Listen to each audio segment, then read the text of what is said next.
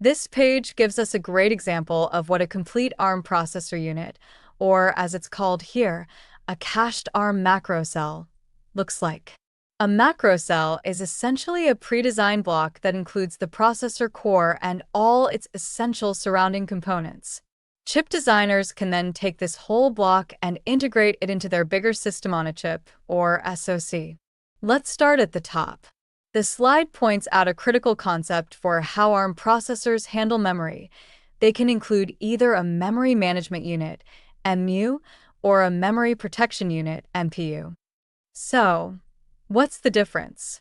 A memory management unit, or MMU, is the more powerful of the two. It implements what's called a virtual memory system architecture, VMSA. The key function of an MMU is to translate virtual addresses, the addresses your programs think they are using, into the actual physical addresses in the hardware's RAM.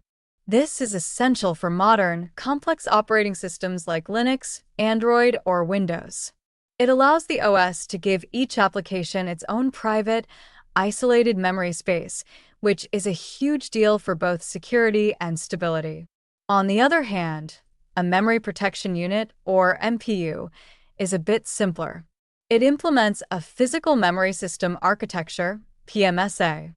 An MPU doesn't do that complex virtual-to-physical address translation. Instead, its main job is to enforce access rules for different regions of physical memory. For example, it can make sure a user application can't accidentally write over the memory belonging to the operating system's kernel.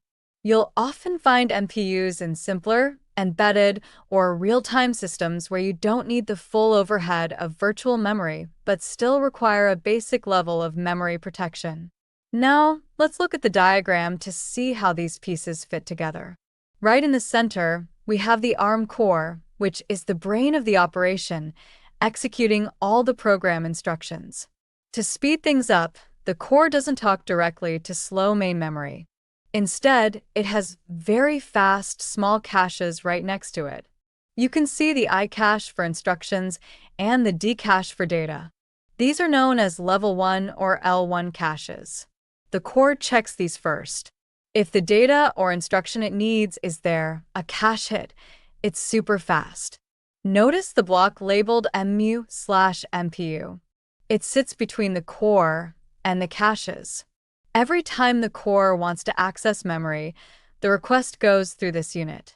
It checks permissions and, if it's an MMU, performs the address translation.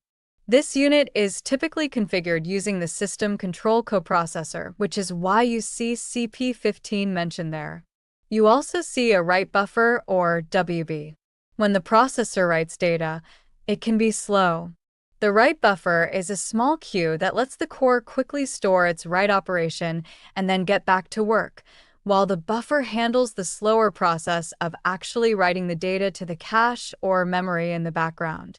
All these internal parts, the core, caches, MU/MPU, and write buffer, are connected to the outside world through the bus interface unit. This unit acts as the gateway. Outside the macrocell, we see an L2 cache. This is a level 2 cache. If the core has a cache miss in the L1 caches, it then checks the L2 cache, which is bigger but a bit slower than L1. It's an intermediate step before having to go all the way to main memory. Finally, the L2 cache connects to the AMBA interconnect. AMBA is a standard bus architecture used in SoCs. Think of it as the main highway system on the chip, connecting the processor to everything else, like main memory, RAM, graphics processors, and other peripherals.